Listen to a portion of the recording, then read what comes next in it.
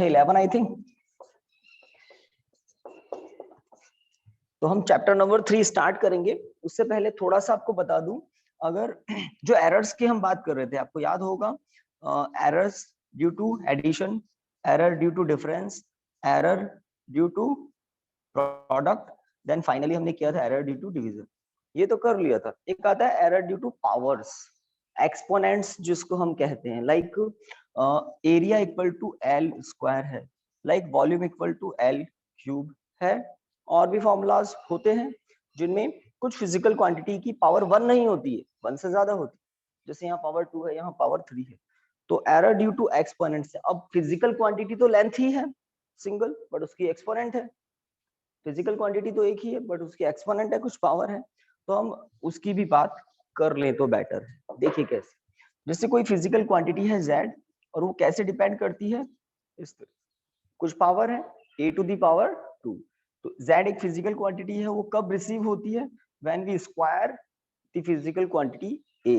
If we measure a only and we make some error in the measurement of a, तो a की measured value को आप ऐसे लिखते हैं, this is true value of a, this is measured value of a। If there is some error in the measurement of a, then you confirm get some error in the measurement of z also। हम इस topic में भी delta z upon z rational error पता करेंगे इन the measurement of z। कब, जब क्या हो, एक्सपोनेंट। ये तो जनरली मैंने 2 लिख दिया है, कुछ भी हो सकता है। एक बाइन्यूमल एक्सपेंशन आपको बताया था, अगर एक जनरल एक्सप्रेशन हो 1 plus X to the power n, और x क्या हो, काफी छोटा हो, वेरी स्मॉल। अगर x बहुत स्मॉल है, तब हम क्या कर देते हैं, 1 प्लस एन एक्स, किसके प्लेस पर, 1 plus X to the power n के प्लेस पर 1 plus N X nearly equal to. क्योंकि आगे बाइनोमियल एक्सपेंशन में और भी टर्म्स आती है, उसमें नेक्स्ट जो टर्म आती है, थर्ड टर्म, उसका x का स्क्वायर होता है, उस टर्म में x का स्क्वायर होता है। उसके बाद जो नेक्स्ट टर्म आती है उसमें x क्यूब होता है। अब अगर x स्मॉल है तो x की हायर ऑर्डर को, square, cube, x to the power 4, इनको नेग्लेक्ट कर देते हैं फर्स्ट 2 टर्म के रेस्पेक्ट में। तो अगर x स्मॉल है, उस केस में इस टर्म को ऐसा लिखा जाता है, पहले भी बताया था, आज भी यूज आएगा। देखिए, this is true equation, true value of a, true value of z। If the measured value of a is a plus minus delta a, then the measured value of z is z plus minus delta z equal to a plus minus delta a whole square। So simple। measured value of z, true value of z, measured value of z। okay। यहां पर मैं a square common ले सकता हूं, a square he common आएगा ना, whole square है इसलिए। Okay, 1 plus minus delta a upon a whole square, और यहां से z कॉमन ले सकते हैं, 1 plus minus delta z upon z। True, बिल्कुल ठीक है, कोई पीछे तो नहीं अटका, आ गए ना। यहाँ पर आप अगेन देखें, a स्क्वायर के प्लेस पर आप z पुट कर सकते हैं, z को z से डिवाइड देकर कैंसिल भी कर सकते हैं। नेक्स्ट स्टेप में 1 plus minus delta z upon z। अब वही बात, एरर जो होती है वो स्मॉल होती है, स्मॉल क्वांटिटी में आपने लार्ज का डिवाइड दे दिया, तो ये जो टर्म है ये हमारे लिए एज x है, और ये x क्या है, स्मॉल है, मतलब delta a upon a small term होती है। स्मॉल टर्म का स्क्वायर क्यूब नेग्लिजिबल होता है, तो ये वो एक्सप्रेशन बन गया जिस पर हम बाइन्यूमल एक्सपेंशन अप्लाई कर सकते हैं। मतलब n के प्लेस पर यहाँ पर क्या है 2, x के प्लेस पर यहाँ पर क्या है delta a upon a which is small, तो यहाँ पर बाइनोमियल एक्सपेंशन अप्लाई करें तो क्या मिलेगा, 1 plus minus twice of delta a upon a। This is binomial expansion. 1 से 1 कैंसिल कर सकते हैं, 1 से 1 कैंसिल कर सकते हैं, तो इसका मतलब plus minus delta z upon z is what, plus minus twice of delta a upon a। बात समझ में आ रही है। अगर यहाँ पर a क्यूब होता, फाइनल रिजल्ट में क्या डिफरेंस आता, बिल्कुल सही सोच रहे, 3 हो जाता। अगर यहाँ पर n होता तो फाइनल रिजल्ट में यहाँ क्या आ जाता, n आ जाता। बात समझ में आ रही है। और मैक्सिमम पॉसिबल एरर, यहाँ पर तो खैर 2 ही टर्म है, 2 ही टर्म है, तो आइदर पॉजिटिव और नेगेटिव, दो ही टर्म है ना। यहाँ पर ऐसा लिखा हुआ हो a to the power m into b to the power n, यहाँ पर m और यहाँ पर n। अब क्या करोगे, अब क्या करोगे, एक कॉम्प्लिकेटेड सी बात बता रहा हूँ, a to the power n b to the power n। अब क्या करोगे, तो ये तो है correct equation, true value of a, true value of b, so we receive true value of z. If the measured value of z is this, then it can be written as a plus minus delta a whole power m into b plus minus delta b whole power n। कोई दिक्कत नहीं है यहाँ तक तो। अब वही process, यहाँ से क्या कॉमन लोगे, a to the power m whole power m है ना, यहां से क्या कॉमन लोगे, b to the power n, product आ जाएगा ना। तो देखिए a to the power m into b to the power n, आपने फर्स्ट एंड सेकंड ब्रैकेट से कॉमन लिया, तो यहां से आपको रिसीव होगा 1 plus minus delta a upon a whole power m, यहां से 1 plus minus delta b upon b whole power n, और यहां से z कॉमन लेने के बाद 1 plus minus delta z upon z। और इक्वेशन 1 से आप जानते हैं अच्छे से क्या हो जाएगा, z, z से z को आप कैंसिल भी करेंगे, तो यहां तक तो प्रॉब्लम नहीं है।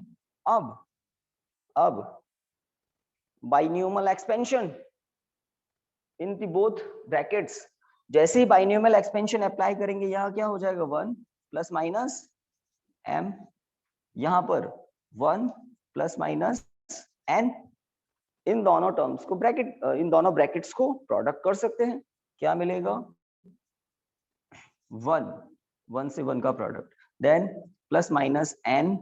चलिए इन दोनों को 1 से प्रोडक्ट करते हैं, पहले इस 1 से, इसको और इसको इस 1 से प्रोडक्ट करते हैं, तो पहला 1 plus minus m delta a upon a हो गया।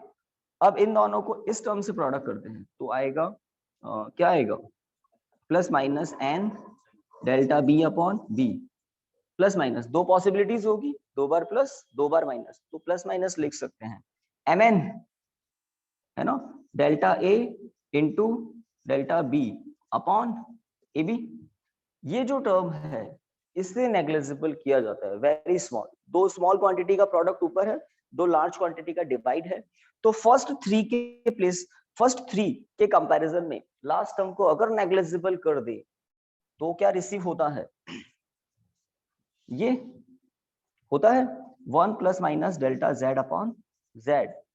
तो ये जो कर रहे हैं ये याद नहीं रखना है, लास्ट रिजल्ट जो आएगा ना उस पर एम्फेसिस करना कि ऐसा क्यों है। देखो 1 से 1 कैंसिल कर सकते हैं, है ना, ठीक है।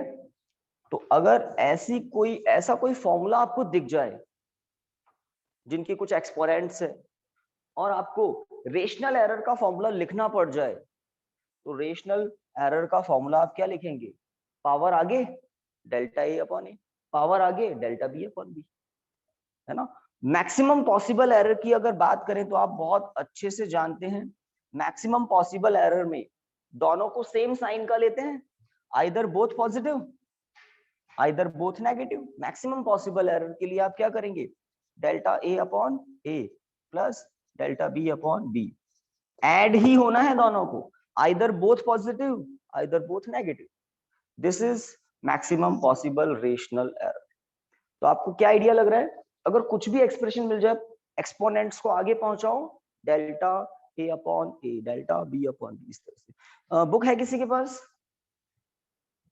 एक क्वेश्चन सॉल्व करके आप बता दे तो अच्छा रहेगा, हार्ड कॉपी सॉफ्ट कॉपी कुछ भी, फर्स्ट पार्ट, थैंक यू। देखिए इसमें एक क्वेश्चन है चैप्टर नंबर 2 में, एग्जाम्पल में होगा या एक्सरसाइज में होगा, मैं यहाँ क्वेश्चन लिख रहा हूँ और आप रजिस्टर पर आंसर लिखेंगे बिना देखे, वैसे है ही नहीं बुक तो प्रॉब्लम ही नहीं है।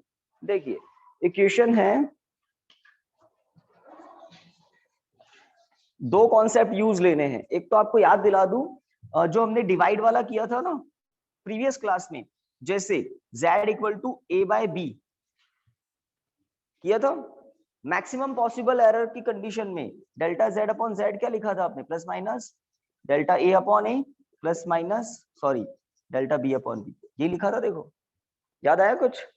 जब हमने प्रोडक्ट का किया था a इंटू बी, आपको याद होना चाहिए यही रिजल्ट आया, मैक्सिमम पॉसिबल एरर केस आया था ना।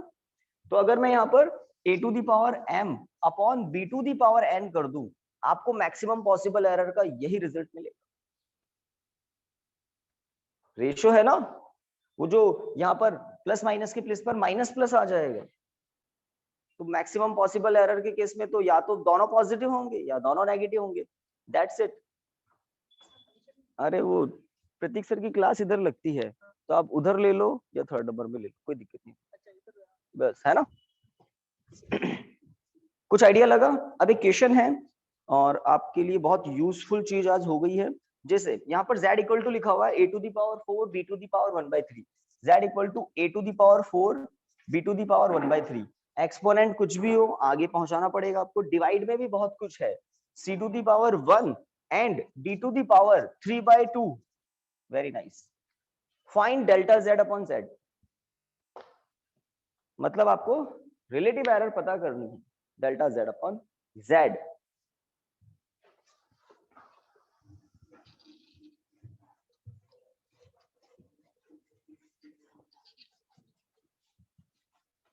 तो ये जो मैंने एक्सप्लेनेशन किया इसलिए कि आपको तो आप थोड़ा श्योर हो जाएं कि हाँ अकॉर्डिंग टू रूल होता है सब कुछ, और जो फाइनल रिजल्ट है वो तो आपके लिए बहुत यूजफुल है।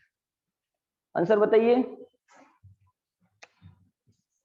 Delta z upon z, question mark, A B C D सब कुछ है, और always maximum possible relative error के लिए बीच में always plus plus plus plus आता है ना, मैक्सिमम पॉसिबल रिलेटिव एरर के लिए।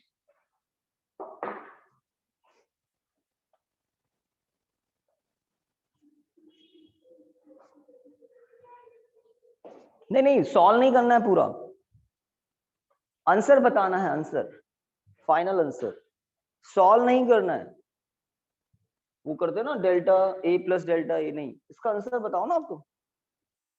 जैसे मैं आपसे कह दूं z equal to A to the power p upon b to the power q, तो इसका आंसर होता है delta z upon z equal to p delta a upon a plus q delta b upon b, ये इसका answer है। समझ रहे हो? अभी कुछ चीज सीखी है ना कि एक्सपोनेंट्स प्रोडक्ट में आ जाती है, बाकी प्लस प्लस प्लस होता रहता है, तो इसका आंसर क्या होगा? ऐसे क्वेश्चन सीबीएसई में है, सॉल्व नहीं करना है। सीबीएसई वालों ने भी सॉल्व नहीं किया, डायरेक्ट आंसर लिखे हैं। अगर मैं डायरेक्ट आंसर बताता तो अच्छी बात नहीं होती कि तो याद करने वाली बात हो गई, बट हमने ये फॉर्मूलाज आते कैसे हैं अब ये भी सीखा। जैसे p के प्लेस पर m लिखा था, q के प्लेस पर n लिखा था, कुछ भी हो, इसलिए मैंने अभी p और q लिख दिया। तो ये एंड करते हैं, फिर हम सेकंड चैप्टर स्टार्ट करेंगे, motion in a straight line.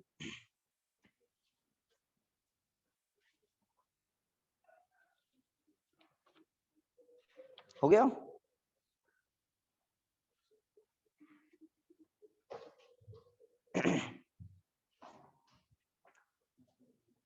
बिल्कुल ठीक है, नॉट एन इशू, बीच में प्लस प्लस आना ही है। इधर अभी सोच रहे हो एक्सपोनेंट्स को बाहर निकालना है, बस बाहर, बाहर मतलब आगे प्रोडक्ट में, आगे प्रोडक्ट में, ठीक है ठीक है, यहाँ प्लस लगाओ बीच में, प्लस तो आना ही है ना, देखो ए और बी के लिए बताया था। तो एक बार देख लें, अब ये टेक्स्ट बुक का एग्जाम्पल नंबर कुछ है ना, इसको आप कैसे लिखेंगे? तो सबसे पहले इस फिजिकल क्वांटिटी को देखें, 4 डेल्टा ए अपॉन ए, हो गया रिलेटिव एरर। अब इसको देखें, एक्सपोनेंट आ जाएगी आगे, डेल्टा बी अपॉन बी, कोई दिक्कत ही नहीं है। प्रोडक्ट में हो या डिवाइड में हो, मैक्सिमम पॉसिबल रिलेटिव एरर के लिए बीच में क्या आना है? Plus plus plus plus. अब c का नंबर, अब 1 लिखते नहीं है हम, तो डेल्टा c अपॉन c, किसी का मन हो 1 लिखने का लिख सकता है इनटू करके। d के लिए बीच में आना तो प्लस ही है, प्रोडक्ट हो या डिवाइड हो, देन क्या लिखूं? 3/2 एक्सपोनेंट जो है, और डेल्टा d बाय d। 2-3 बच्चों ने ऐसा लिखा भी है, देखो, ठीक है, बिल्कुल ठीक है। ये आपका एग्जाम्पल है, और एग्जाम में ऐसे क्वेश्चन आ भी सकते हैं। एक और बताइए फिर तो, एक और है इसमें, ये तो एग्जांपल में था, एक एक्सरसाइज में है, क्वेश्चन नंबर, यस, यहाँ लिखा हुआ है P इक्वल टू, है ना, मैं भी लिख देता हूँ एज इट इज जैसा बुक में लिखा हुआ है, capital P equal to small a cube b square upon root c into d, under root केवल c पर है ना, और क्या कह रहे हैं, find delta p upon p, maximum possible error in the measurement of p, समझ गए?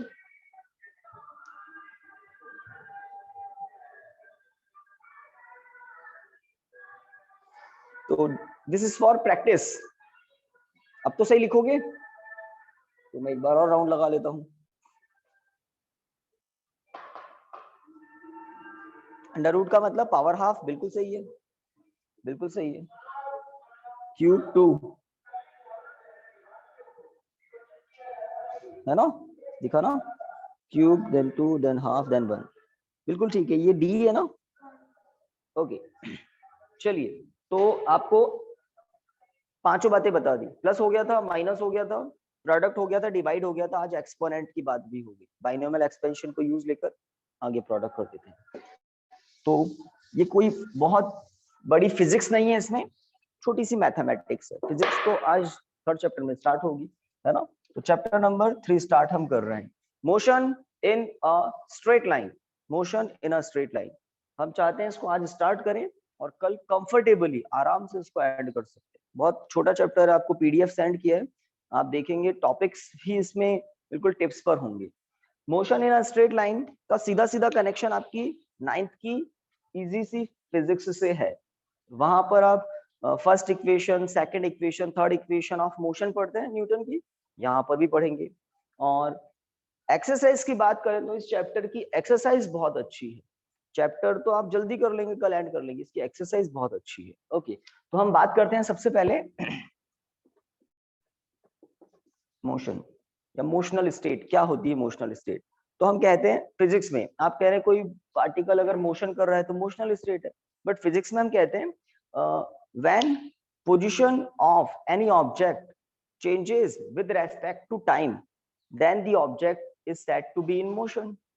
अगर किसी ऑब्जेक्ट की पोजीशन टाइम के साथ चेंज हो रही है then the object is said to be in motion. इसका अपोजिट होता है रेस्ट स्टेट, मोशनल स्टेट के अपोजिट होता है रेस्ट स्टेट और स्टेशनरी स्टेट। तो डेफिनेशन क्या हो जाएगी, if the position of an object, if the position of an object remains same with respect to time, remains same with respect to time, then the object is said to be in rest state। ये physics में definition time के respect में देते हैं, तो ये तो छोटी सी बात हुई। इसके बाद बहुत जनरल डेफिनेशंस आती है, डिस्टेंस, डिस्प्लेसमेंट, आपको इनमें जो डिफरेंस है वो क्लियर होना चाहिए, इसलिए आज इसको भी हम देख लेते हैं। एक तो होता है डिस्टेंस, दूसरा होता है डिस्प्लेसमेंट।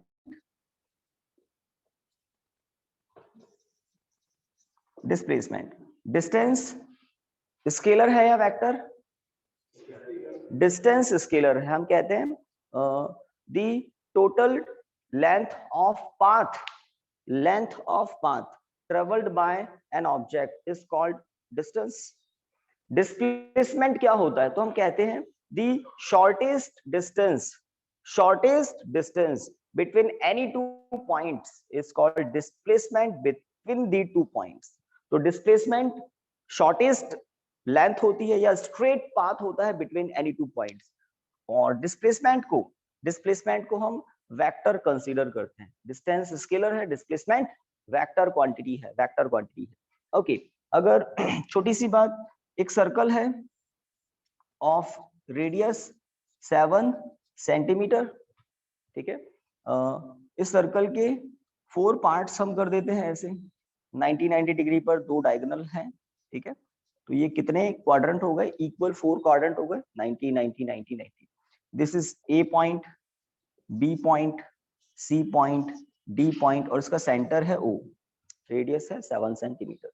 कोई ऑब्जेक्ट ए से अपना मोशन स्टार्ट करता है, बी पर पहुंच जाता है, बी पर पहुंच जाता है, तो उसका डिस्टेंस क्या होगा, उसका डिस्प्लेसमेंट क्या होगा, बता सकते हैं ना? What is distance, what is displacement, बताइए। व्हाट इज डिस्टेंस, पहले दो। 11 सेंटीमीटर। कैसे? टोटल सरकमफेरेंस आप जानते हैं, डिवाइडेड बाय 4, है ना, पाई आर बाय 2, है ना, 22/7 इंटू 7 डिवाइडेड बाय 2, 11 सेंटीमीटर। ऐसे ही कुछ कर रहे थे, है ना। तो डिस्टेंस आप जानते हैं, और डिस्प्लेसमेंट,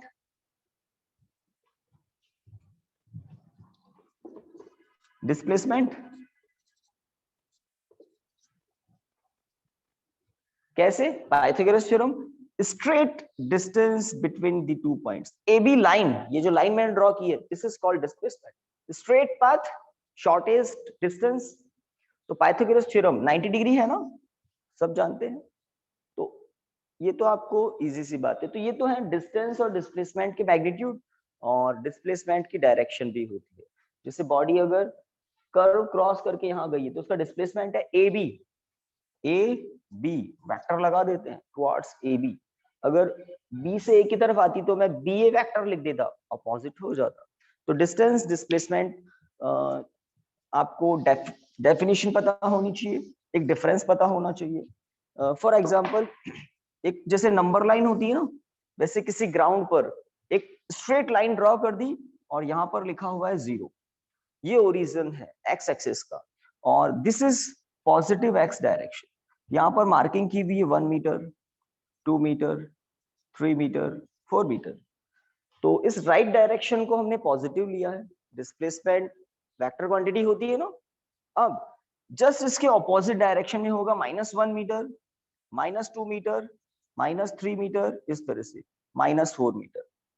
अगर आप इस लाइन के ओ पॉइंट पर खड़े हैं, और आप पहले ए तक जाते हैं, देन बी पर आते हैं, देन यहाँ सी पर आ जाते हैं, है ना।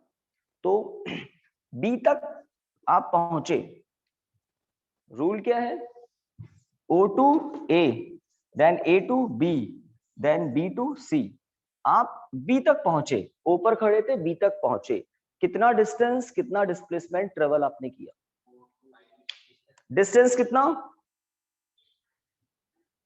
आप सबसे पहले O to A, then A to B तक पहुंचे, B तक डायरेक्ट नहीं पहुंचे, आप सबसे पहले तो A पर गए, देन B पर आए। डिस्टेंस कितना हुआ?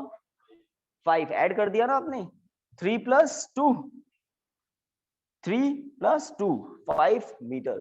Displacement 1 metre.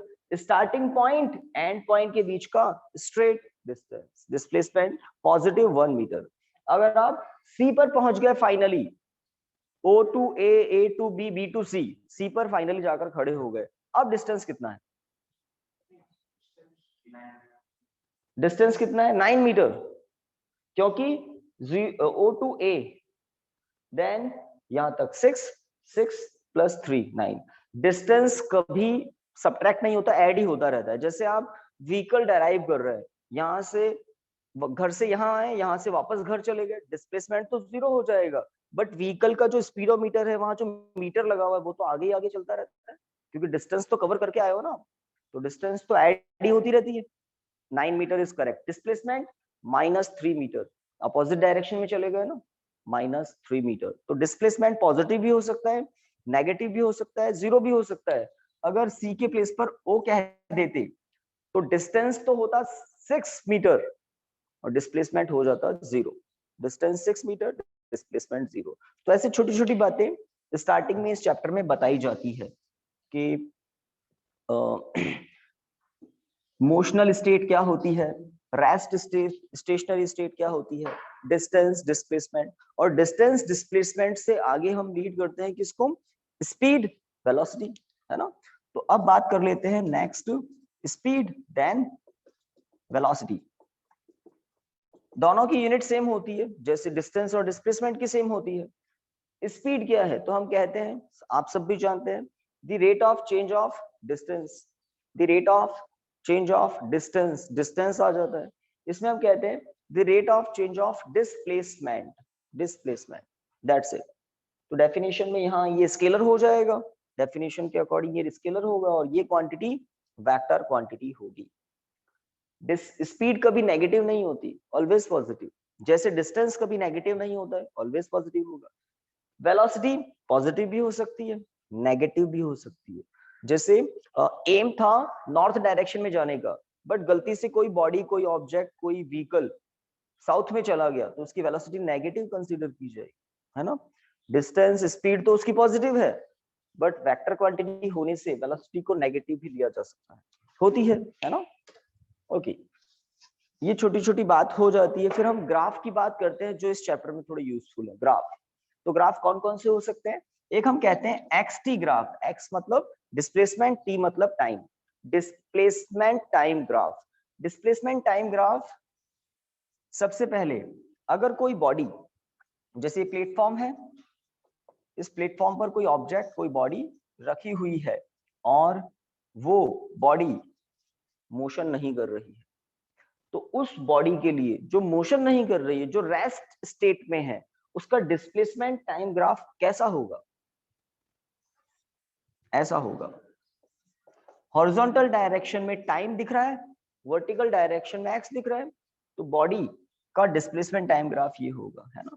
मान लो आप यहाँ कहीं ओरिजिन है, ओरिजिन से बॉडी एक्स डिस्टेंस पर रखी हुई है, ऑब्जर्वर ने ये डिस्टेंस मेजर कर लिया, अब वो स्टॉप वॉच ऑन करके देख रहा है कि क्या एक्स चेंज हो रहा है क्या। स्टॉप वॉच ऑन कर दिया और वो चेक कर रहा है ऑब्जर्वर, क्या एक्स चेंज हो रहा है क्या, तो वो ये देख रहा है कि एक्स की वैल्यू में कोई चेंज ही नहीं आ रहा है। टाइम तो बढ़ता जाएगा, बढ़ता जाएगा, बढ़ता जाएगा, स्टॉप वॉच ऑन कर दी तो टाइम तो इंक्रीज होता जा रहा है, इंक्रीज होता जा रहा है, इंक्रीज होता जा रहा है, बट एक्स की वैल्यू में कोई चेंज नहीं आ रहा है ना। तो इस पॉइंट के, इस पॉइंट के, इस पॉइंट के, इस पॉइंट के, इन 4 पॉइंट्स के कॉरस्पॉन्ड टाइम तो इंक्रीज होता जा रहा है, बट एक्स की वैल्यू वो की वही है। तो इसका मतलब अगर रेस्ट स्टेट में ऑब्जेक्ट है तो उसका डिस्प्लेसमेंट टाइम ग्राफ कैसा होता है? Parallel line, parallel line to the time axis, parallel line to the time axis. जो एमसीक्यूज बनते हैं ना, वहां पर ऐसे ऐसे ऑप्शन दे देते हैं, parallel line to the time axis. Answer है इसका the displacement time graph of a body in rest state is as parallel line to the time axis. Okay, अगर कोई बॉडी मोशन कर रही है, अब मोशन में या तो यूनिफॉर्म मोशन होता है या फिर नॉन यूनिफॉर्म होता है। यूनिफॉर्म मोशन में हम कहते हैं a body covers equal displacement in equal time intervals. If a body covers equal displacements in equal time interval, then the body is said to be in uniform motion. But opposite to it, if a body covers unequal displacements in equal time intervals, then the body is said to be in non-uniform motion. तो अगर uniform motion है मतलब v not equal to 0, body motion कर रही है, v not equal to 0 मतलब body motion कर रही है, तब क्या हो सकता है? ऐसा हो सकता है, this is x, this is t, this is called x naught at t equal to 0। तो जब स्टॉप वॉच ऑन की थी तब ये ऑलरेडी इनिशियल डिस्प्लेसमेंट था। इनिशियल डिस्प्लेसमेंट 0 भी हो सकता है अगर बॉडी ओरिजिन से अपना मोशन स्टार्ट करे तो, समझ रहे हैं? तो इसको हम कहते हैं initial displacement. This initial displacement can be positive, can be negative, can be 0। अभी हमने क्या दिखाया इस ग्राफ में? स्मॉल पॉजिटिव, थोड़ा पॉजिटिव दिखाया। उसके बाद ये लाइन स्ट्रेट लाइन है, टाइम एक्सिस के पैरेलल नहीं है, ऊपर जा रही है ना। स्ट्रेट लाइन होना मतलब क्या? Uniform motion. स्ट्रेट लाइन होना मतलब क्या? Uniform motion. Displacement time graph की लाइन अगर स्ट्रेट है, इसका मतलब वेलोसिटी कांस्टेंट है, कांस्टेंट वेलोसिटी। ओके, यहां पर एक और बात करें हम, लेट एक्स नॉट है, ये डिस्प्लेसमेंट एक्सिस है, ये टाइम एक्सिस है, और आपको किसी क्वेश्चन में ऐसा ग्राफ दिख जाए तो आप समझ लेना नेगेटिव वेलोसिटी।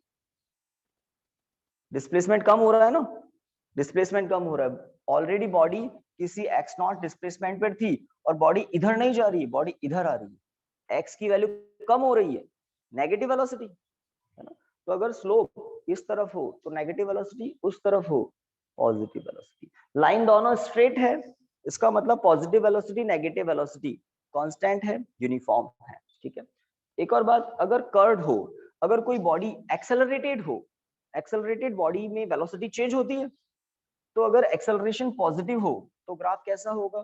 देखिए ये किसके लिए है, क्लियर करते जाओ। Rest state, this is motional state, positive velocity, constant velocity. Motional state, negative velocity, constant velocity, ठीक है।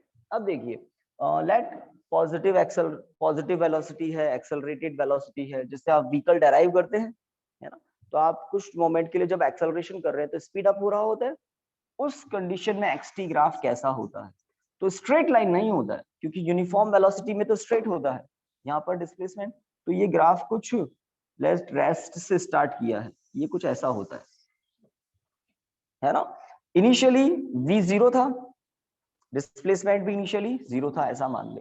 Eight t equal to zero, v zero x zero सब कुछ जीरो, आपने गाड़ी स्टार्ट की है बस, और उसको एक्सेलरेट कर रहे हैं, एक्सेलरेट कर रहे हैं तो कौन बढ़ रही है? स्पीड, स्पीड बढ़ रही है। तो डिस्प्लेसमेंट टाइम ग्राफ का जो स्लोप होता है वो चेंज हो रहा है। जैसे इस पॉइंट पर देखिए, पी पॉइंट पर, तो पी पॉइंट पर अगर मैं टेंजेंट ड्रॉ करूं यहाँ पर, तो यहाँ पर आपको कुछ एंगल दिख रहा है, थीटा वन कर देता हूँ, फाई वन नहीं, थीटा वन।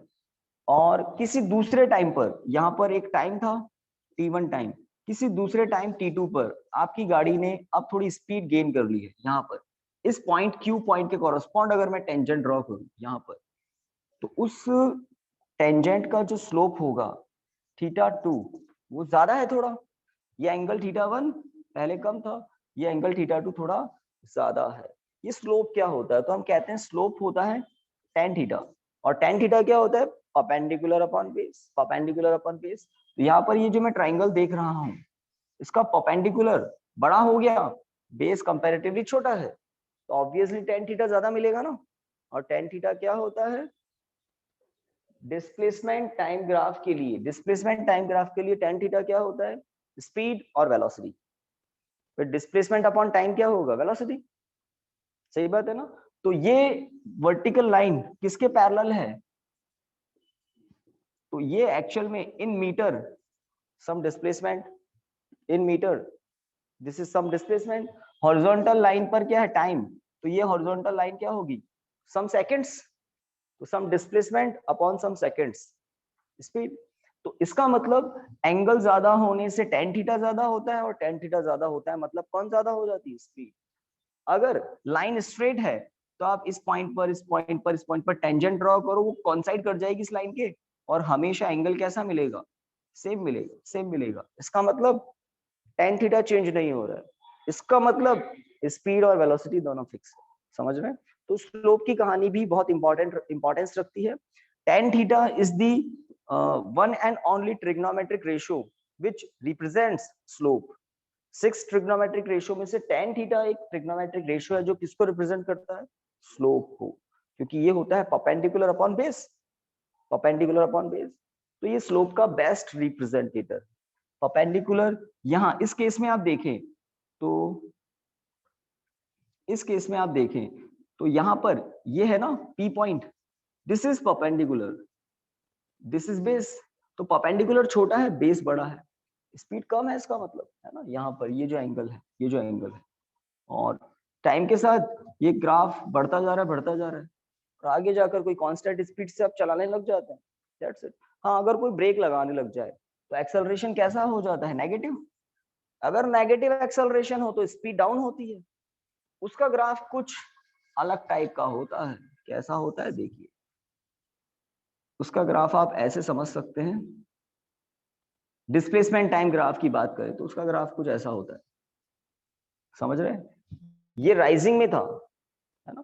तो यहाँ पर टेंजेंट ड्रॉ करें, स्पीड ज्यादा मिलेगी, देन कम होती जाएगी, स्लोप कम होता जाएगा, आपको इसको बैक इंक्रीज करना पड़ेगा अगर एंगल पता करो। जैसे यहाँ मैं टेंजेंट ड्रॉ करूँ, ये एंगल ठीक है थोड़ा ज्यादा है, इस पॉइंट पर अगर मैं स्लोप टेंजेंट ड्रॉ करूँ तो इस पॉइंट पर आपको एंगल थोड़ा कम मिलेगा, और आगे वाले पर और कम मिलेगा, तो ये एंगल ज्यादा था, फिर कम होता जाएगा, फिर कम होता जाएगा।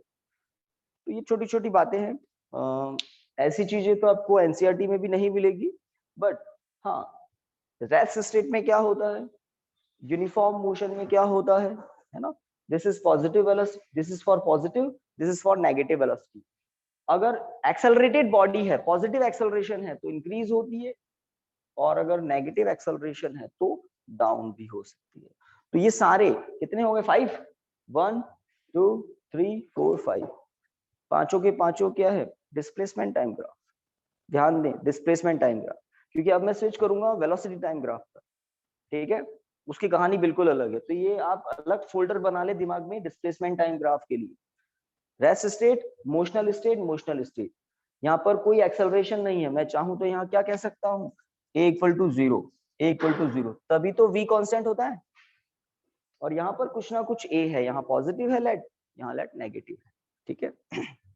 और ये जो मैंने स्टार्टिंग पॉइंट लिया है ना, एट t इक्वल टू 0, जब स्टॉप वॉच ऑन किया था तब x इक्वल टू क्या था? 0। और अगर x इक्वल टू कुछ लेना है तो ग्राफ को ऊपर से स्टार्ट कर दो, समझ रहे? वो आपकी चॉइस होती है, वो आपकी चॉइस होती है। चलिए, तो डिस्प्लेसमेंट टाइम ग्राफ में ये 5 ग्राफ थे। अब वेलोसिटी टाइम ग्राफ की बात करें तो उसमें थोड़े कम है, उसको हम कहते हैं VT graphs, velocity time graph. Velocity time graph की बात करें, टाइम एक्सिस हॉरिजॉन्टल डायरेक्शन में, velocity axis vertical direction. Graph paper देखे ना आपने, कुछ सूटेबल स्केलिंग कर देते हैं यहाँ पर, 1 big block equal to 5 seconds, कुछ भी आपकी, और वर्टिकल डायरेक्शन में 1 big block equal to 2 metre per second, 5 metre per second, 10 metre per second. Range के अकॉर्डिंग डिविजन्स किया जाता है। ओके, तो अगर एक लाइन, स्ट्रेट लाइन ड्रॉ कर दें, तो ये स्ट्रेट लाइन क्या बता रही है? ग्राफ बहुत कुछ इंफॉर्मेशन देते हैं हमें फिजिक्स में। क्या बता रहा है ये ग्राफ?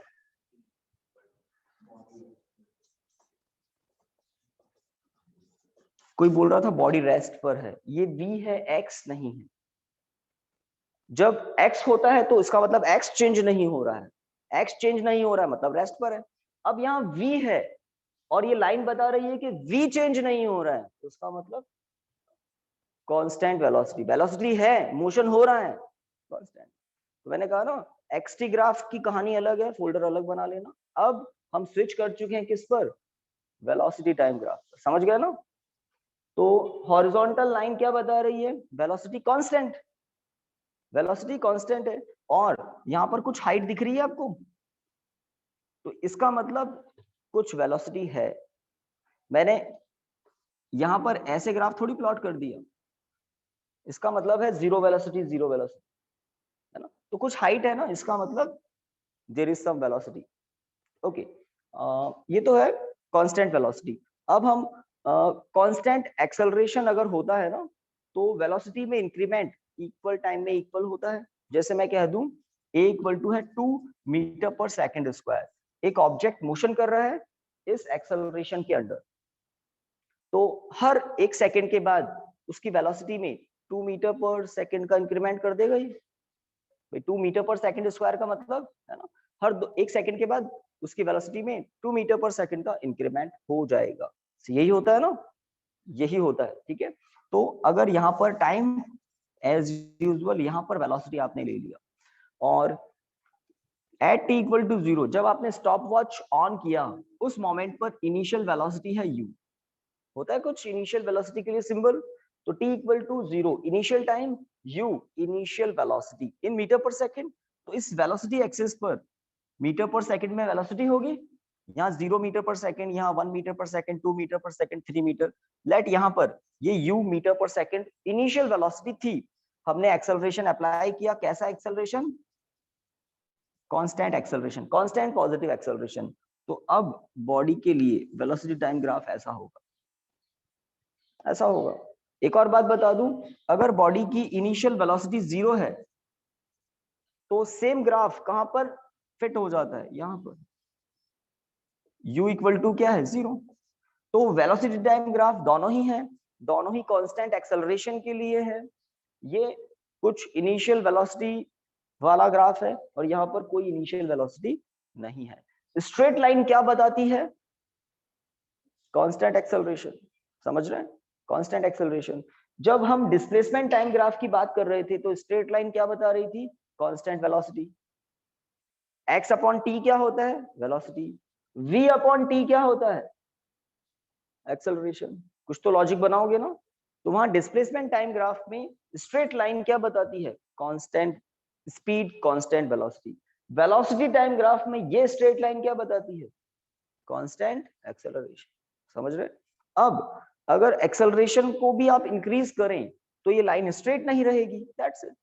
अगर एक्सेलरेशन कांस्टेंट नहीं हो तो ये लाइन स्ट्रेट नहीं होगी बस। अगर इंक्रीजिंग एक्सेलरेशन है तो इस लाइन को आप ऐसे बना सकते हैं। अगर डिक्रीजिंग एक्सेलरेशन है तो इस लाइन को आप ऐसे बना सकते हैं। समझ रहे? इनकी जरूरत तो नहीं पड़ेगी, थोड़ा सा एक्स्ट्रा बता रहा हूं। तो आपको डिस्प्लेसमेंट टाइम ग्राफ की कहानी बताई। ये हॉरिजॉन्टल लाइन अभी क्या बता रही है इस ग्राफ में? ए कितना है इस ग्राफ में? ऑब्वियसली 0। ए अगर कुछ हो तो वेलोसिटी कांस्टेंट कैसे रहेगी? बट यहां पर ए नॉन जीरो है। अभी थोड़ी देर पहले मैंने कहा ए कांस्टेंट। ए कांस्टेंट है तो स्ट्रेट लाइन, ए अगर कांस्टेंट है तो स्ट्रेट लाइन। इन दोनों में क्या डिफरेंस है ग्राफ में? यहाँ पर u नॉन जीरो है इनिशियल वेलोसिटी, यहाँ पर u जीरो है ना? और क्या सेम है इन दोनों ग्राफ में? Constant acceleration. तो क्या डिफरेंस है? आपने सही बताया। क्या सेम है इन दोनों ग्राफ में? वो भी सही बताया। समझ रहे हैं? तो ये कुछ ग्राफ हैं। ज्यादातर आपके displacement time graph, velocity time graph यही यूज आने। अगर कोई बॉडी इस तरह से मोशन कर रही है कि जब उसका डिस्प्लेसमेंट टाइम ग्राफ प्लॉट किया गया तो वो कुछ ऐसा मिला, इनिशियल वेलोसिटी और ये। अब बताओ इस ग्राफ से आपको क्या पता लग रहा है?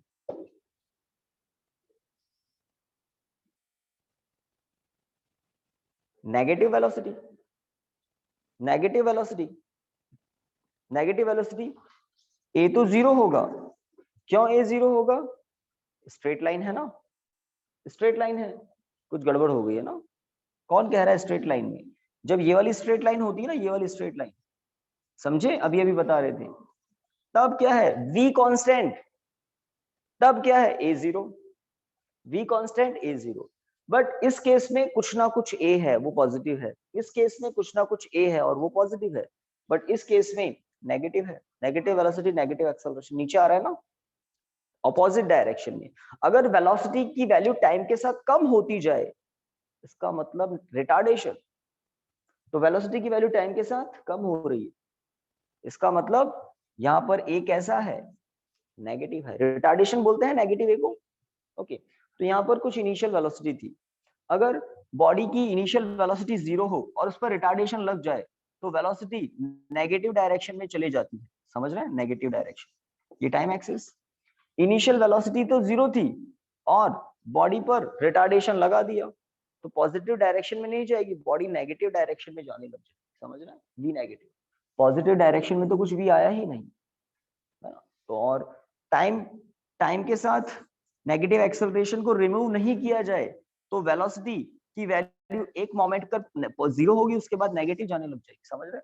पहले वेलोसिटी पॉजिटिव थी, टाइम के साथ कम हुई कम हुई कम हुई, 0 हुई, और उसके बाद ये, मतलब बॉडी इधर जा रही थी, फास्ट फास्ट जा रही थी, उसकी स्पीड कम हुई, देन यू टर्न लेके वापस चली। समझ रहे हैं? ऐसा होता है जब किसी बॉल को आप ऊपर थ्रो करते हैं तो ग्रेविटी उस पर ब्रेक लगाती है, उसकी स्पीड कम होती है, देन यू टर्न लेकर वापस नीचे आती है। तो ये वो कंडीशन है।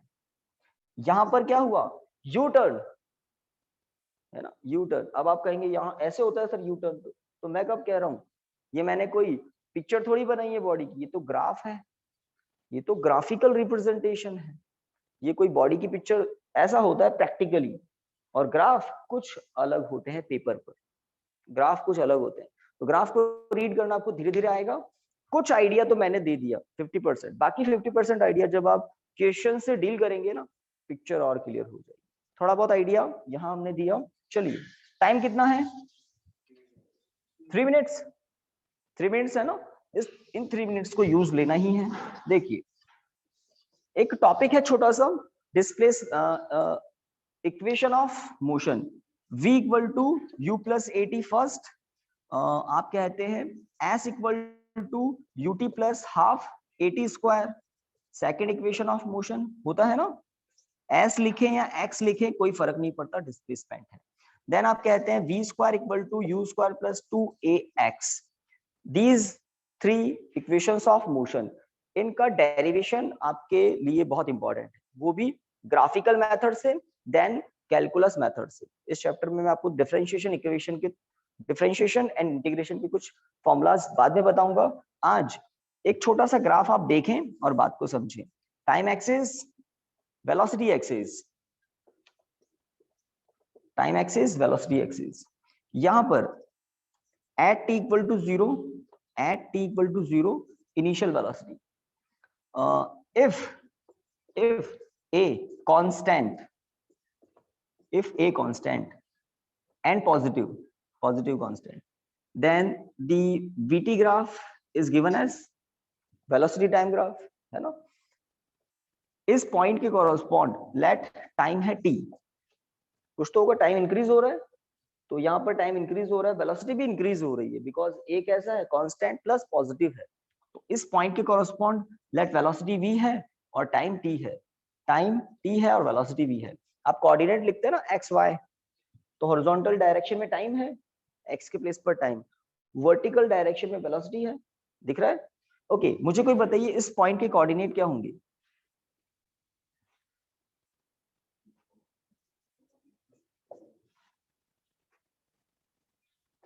जीरो कॉमा यू, टाइम तो जीरो है और स्पीड कुछ, वेलोसिटी कुछ है। ओके, यहाँ पर मैंने एक हॉरिजॉन्टल लाइन ड्रॉ की है, कोई बता सकता है इस पॉइंट के कोऑर्डिनेट क्या होंगे? हॉरिजॉन्टल लाइन है बिल्कुल, टाइम तो आपको दिख रहा है, यहां तक पहुंच गए हम, और हाइट कितनी है, यू के इक्वल, सही बात। बस इनके कोऑर्डिनेट आपको समझ में आ गए तो आगे प्रॉब्लम नहीं होगी। Okay, let this is point, this is O, this is A, this is B, this is C. तो आपको ए ओ बी सी सब दिख रहे हैं, इसके कोऑर्डिनेट होते हैं 0 0, इसके कोऑर्डिनेट है 0 कॉमा यू, इसके कोऑर्डिनेट है टी कॉमा यू, और इसके कोऑर्डिनेट है टी कॉमा वी, समझ गए। Okay, let this is angle theta. बताइए ए से सी तक का डिस्टेंस क्या होगा? सही लिख रहा हूं क्या? टाइम। ओके, बताइए ये बीसी कितना होगा?